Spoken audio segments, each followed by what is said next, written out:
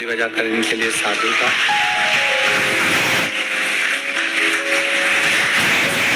तीन दिवसीय इस शिव चर्चा में कल जैसा कर दो।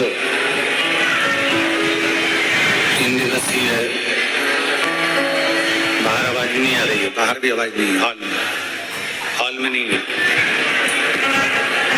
3 दिवसीय शिव चर्चा में कल अपन ने कथा में श्रवण किया कि भगवान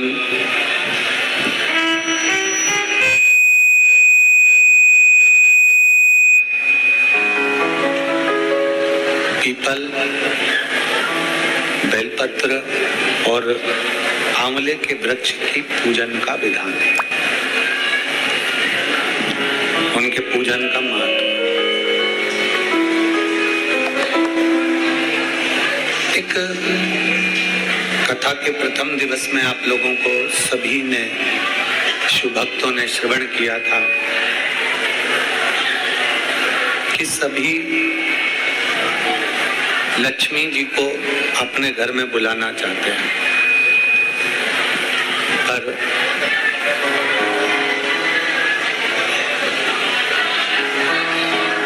सभी माता लक्ष्मी को अपने घर में बुलाना चाहते हैं, पर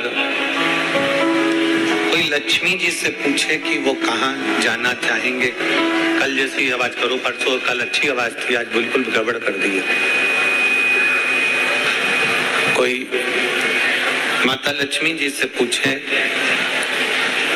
कि वो कहाँ जाना चाहती है,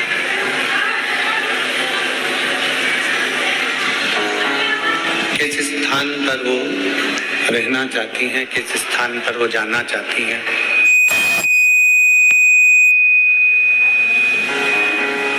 किस स्थान पर वो रहना चाहेंगी, किस स्थान पर वो जाना चाहेंगी।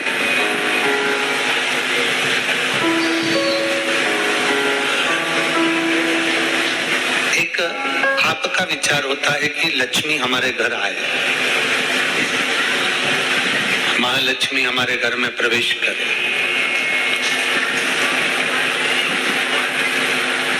शिव जी से भी भगवान नारायण ने यही बार बार कहा कि मैं माता लक्ष्मी को देखकर, भगवान नारायण ने लक्ष्मी जी को देखकर ये बोला कि मुझे लक्ष्मी चाहिए,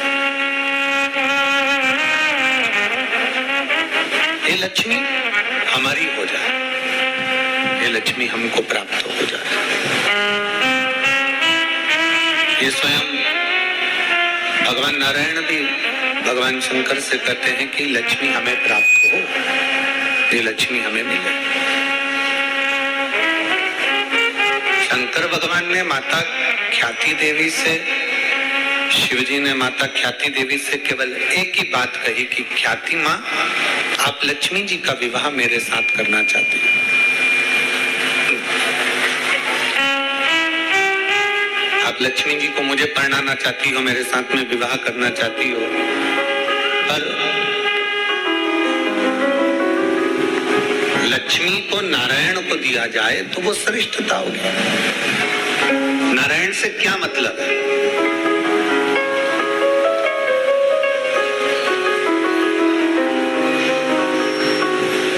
शिव महापुराण में भगवान शिव पंचायत के अंदर सूर्य नारायण भगवान बैठे हैं, शिव पंचायत के अंदर माँ दुर्गा भवानी बैठी हैं, शिव महापंचायत के अंतर्गत भगवान श्री गणेश जी बैठे हैं, शिव महापंचायत के अंतर्गत स्वयं शंकर बैठे हैं, शिव महापंचायत के अंतर्गत स्वयं भगवान नारायण बैठे हैं, भगवान विष्णु बैठे हैं।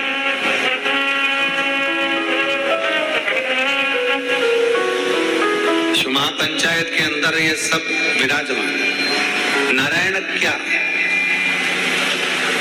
लक्ष्मी जी नारायण भगवान को ही क्यों दी जाए? लक्ष्मी जी नारायण भगवान को ही क्यों प्रदान करी जाए? किस लिए? क्यों? शंकर भगवान कह रहे हैं कि लक्ष्मी को ख्याति देवी आप नारायण को दे दीजिए। भारती देवी ये लक्ष्मी को आप नारायण को प्रदान कर दो, आप नारायण जी को दे दो। आखिर क्यों, किस लिए? शिव तत्व कथा है, स्कंद पुराण कहती है, क्योंकि नारायण के पास में लक्ष्मी का होना इसलिए जरूरी है क्योंकि नारायण लक्ष्मी को, जो सत्कर्म करने वाले हैं, भगवान नारायण कहते हैं कि संसार का मनुष्य यदि देने की भावना रखेगा, संसार का मनुष्य यदि समर्पण की भावना रखेगा, संसार का मनुष्य यदि परमार्थ की भावना रखेगा, तो ये निश्चित है कि जैसे नारायण परमार्थ का भाव रखते हैं, सबको देना जानते हैं, सबका कल्याण करना जानते हैं, तो लक्ष्मी उनके पास रहती है। उसी तरह संसार का मनुष्य जब परमार्थ का भाव रखेगा तो लक्ष्मी उसके घर में भी अवश्य रहेगी। लक्ष्मी वहां अवश्य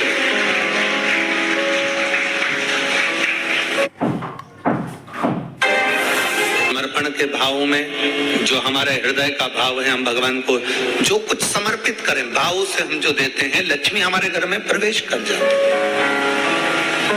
और शंभु शरणे पड़ी मांगू घड़ी रे घड़ी, दुख का खास नहीं है बिल्कुल भी।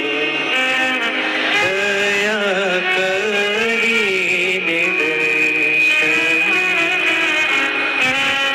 शंभु शरणे पड़ी मांगू घड़ी रे घड़ी, दुख काटो दया करी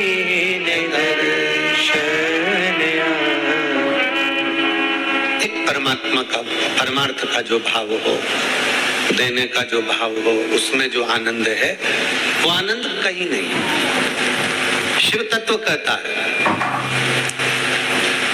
भगवान शंकर की पवित्र कथा कहती है कि 5 जगह से अशांति हमारे घर में प्रवेश करती है। 5 जगह से अशांति हमारे घर में आती है, 5 जगह से अशांति हमारे घर में प्रवेश करती है। 5 जगह से अशांति हमारे घर में प्रवेश कर रही होती है। पहला है संसार से, दूसरा है संपत्ति से, तीसरा है संबंधों से, चौथा है स्वास्थ्य से और 5वां है संतान से।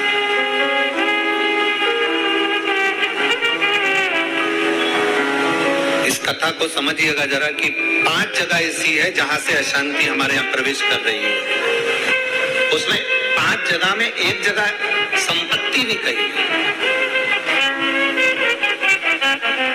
5 जगह में से एक जगह संपत्ति को भी बताया गया कि जैसे संसार से भी अशांति प्राप्त होती है। संसार के लोगों में आप सोचते हैं कि मैं संसार में जितना रहूंगा, जितना सबके साथ में रहूंगा, उतना मुझे सुख मिलेगा, शांति मिलेगी। ना ना ना ना, स्कंद पुराण कहती है हो नहीं सकता।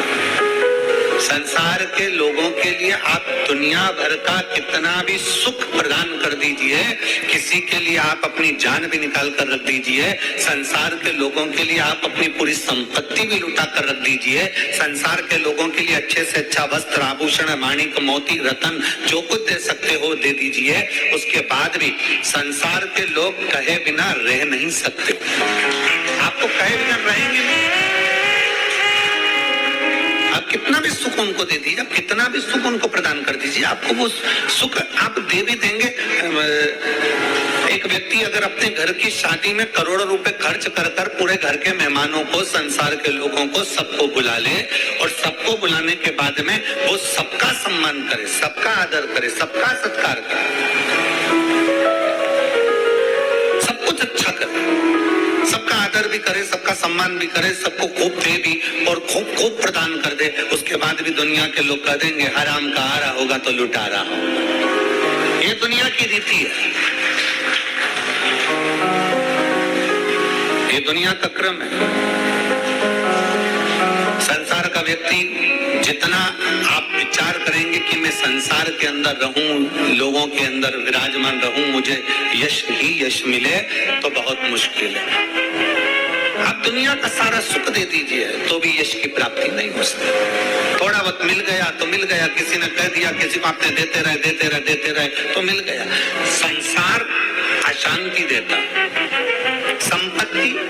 शिव महापुराण की कथा कथी है, स्कंद पुराण कथा कथी है कि हमारी संपत्ति भी हमको अशांति देती है। जिसके पास कुछ नहीं वो आराम से रोड के किनारे टाट बिछाकर बहुत मस्ती से सोता है।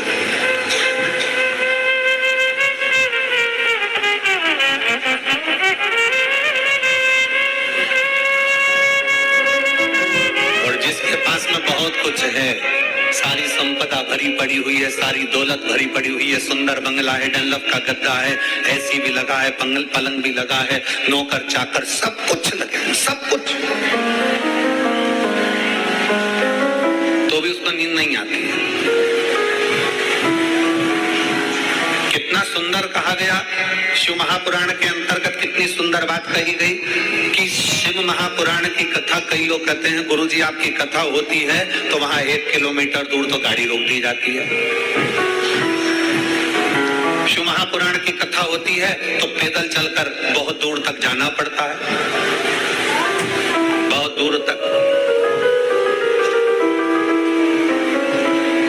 हर कोई किसी चिकित्सक से पूछे, कोई डॉक्टर से पूछे, कोई आयुर्वेद वाले से पूछे, कोई होम्योपैथिक वाले से पूछे, कोई योग गुरु से पूछे कि शास्त्र क्या कहता है, हमें स्वस्थ रहने का तरीका क्या बताता है, तो कहा सबसे सुंदर तरीका है स्वस्थ रहने का कि जितना पैदल चल सकते हो उतना जिंदगी में सुख प्राप्त कर सकते।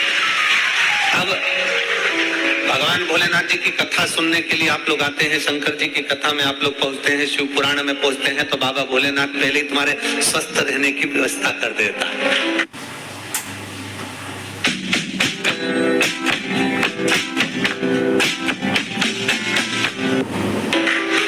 भोले बाबा करता क्या है कि 1 किलोमीटर दूर तो गाड़ी रुकवा देता है।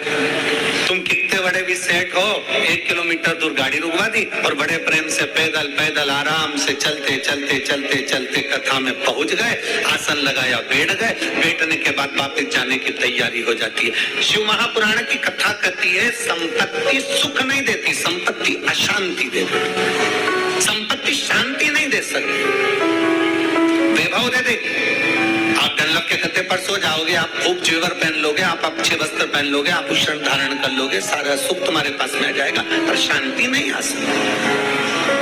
इसलिए बारंबार कहा गया मिलता है सच्चा सुख केवल भगवान तुम्हारे चरण। बाकी की दुनिया का सुख कहीं नहीं प्राप्त हो सकता। दुनिया का सर्वाधिक सुख भगवान के चरणों में। आप कुबेरेश्वर बाबा की धरा पर आए हैं, कुबेरेश्वर बाबा की धरा पर कभी पहुंचे या आए तो कुबेरेश्वर बाबा की धरा पर पहुंचकर तुम कहीं पर भी एकांत में बैठ जाओ, जितनी देर बैठे रहोगे आपको ऐसा महसूस होगा कि मेरा शंकर तुम्हारे आसपास में से घूम कर निकल कर गया है। शिव तत्व की प्राप्ति करें और सारे तीर्थ धाम आपके चरणों में। हे गुरुदेव प्रणाम आपके चरणों में। सारे तीर्थ धाम आपके चरणों में।